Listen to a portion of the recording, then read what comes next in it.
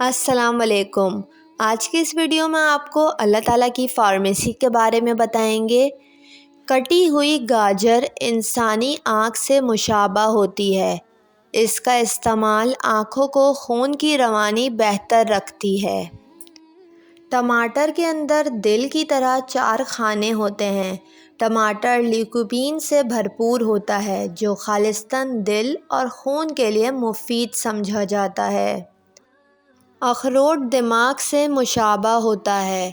اس کا استعمال تقریباً 3 درجن سے زائد اعصابی ٹرانسمیٹر کو پیدا کرتا ہے جو دماغی اور اعصاب کے عمل کو بڑھاتے ہیں۔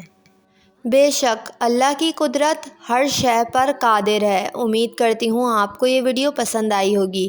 اس ویڈیو کو لائک اور میرے چینل کو سبسکرائب کر کے بیل نوٹیفیکیشن ضرور آن کر لیں۔